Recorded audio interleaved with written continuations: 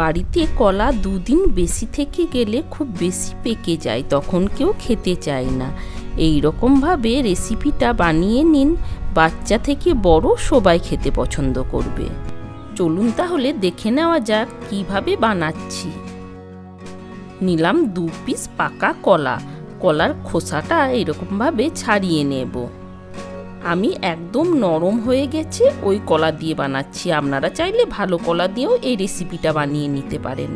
নিলাম একটা মিক্সির জার। মিক্সির জারের মধ্যে নিয়ে নিলাম 1 কাপ সুজি। সুজিটা একটু গুঁড়ো করে নেব। সুজিটা গুঁড়ো করে এই বোলের মধ্যে নিয়ে নিলাম। এবার এই মিক্সির জারের মধ্যে দিয়ে দিলাম ওই কলা 2 পিস। আপনাদের ব্রেকফাস্টের প্রয়োজন অনুযায়ী কলা আর সুজিটা বাড়িয়ে কমিয়ে নিতে পারেন।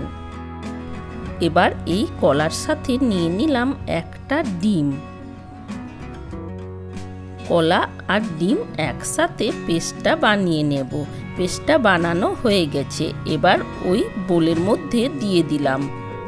নিলাম কিছুটা পরিমাণ কিশমিশ। কিশমিশটা আমি আধ ঘন্টা আগে জলে ভিজিয়ে রেখেছিলাম।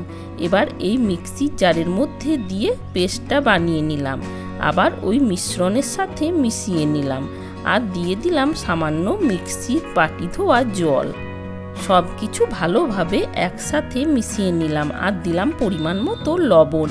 এবার এটা আমি 10 মিনিটের জন্য রেস্টে রেখে দেব, যেহেতু সুজি দেওয়া আছে। নিলাম 1 পিস আলু। আলুর খোসাটা ছাড়িয়ে ভালোভাবে ধুয়ে নিয়েছি। এবার এই আলুটা এইরকম গোল গোল করে কেটে নেব। একটু পাতলা পাতলা করে কেটে নিতে হবে। দেখুন সবগুলোই আমি কেটে নিয়েছি। এবার এর মধ্যে দিয়ে দিলাম পরিমাণ মতো লবণ, তার সাথে দিয়ে দিলাম সামান্য হলুদের গুঁড়ো। লবণ আর হলুদের গুঁড়োটা দিয়ে ভালোভাবে একসাথে মাখিয়ে নেব। এই ব্রেকফাস্টটা খুব কম সময়ের মধ্যেই বানিয়ে নিতে পারেন। দেখুন লবণ আর হলুদের গুঁড়ো খুব ভালোভাবে মাখিয়ে নিলাম।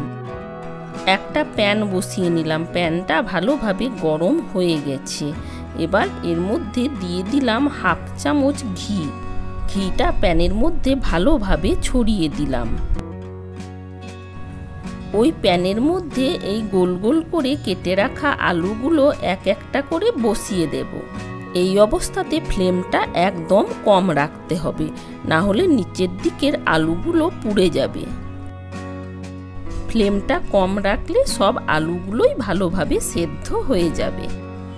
10 মিনিট পর দেখুন সুজিটা অনেকটাই ফুলে উঠেছে। এবার এর মধ্যে দিয়ে দিলাম সামান্য ভ্যানিলা এসেন্স। ভালোভাবে মিশিয়ে নিলাম। এবার ওই সাজিয়ে নেওয়া আলুর মধ্যে দিয়ে দিলাম এই কলা আর সুজির মিশ্রণটা। মিশ্রণটা দিয়ে নেওয়ার পর চামচের সাহায্যে খুব ভালোভাবে চারিদিকে ছড়িয়ে নিতে হবে। দেখুন এই রকমভাবে চারিদিকে ভালোভাবে ছড়িয়ে নিলাম। এবার ওপর থেকে দিয়ে দিলাম সামান্য চিলি ফ্লেক্স। যেহেতু কলা কিশমিশ দেওয়া আছে একটু মিষ্টিও লাগবে, আর যেহেতু চিলি ফ্লেক্স দিয়েছি একটু ঝাল ঝালও ভাব থাকবে। এবার কিছুক্ষণের জন্য একবার ঢাকা দিয়ে দেব। প্রায় 7 থেকে 8 মিনিট পর ঢাকাটা খুলে নিচ্ছি। দেখুন খুব ভালোভাবে তৈরি হয়ে গেছে। এবার এটা আমি পিস পিস করে কেটে নেব। আপনারা যে কোনো শেপে কেটে নিতে পারেন। আমি এই রকমভাবে কেটে নেব। দেখুন তৈরি হয়ে গেছে। আজকের এই রেসিপি আপনাদের কেমন লেগেছে কমেন্ট করে জানানোর অনুরোধ রইল। ভালো লাগলে একটা লাইক, বন্ধুদের সাথে শেয়ার ও চ্যানেলটা সাবস্ক্রাইব করার অনুরোধ থাকলো। ভালো থাকবেন, সুস্থ থাকবেন।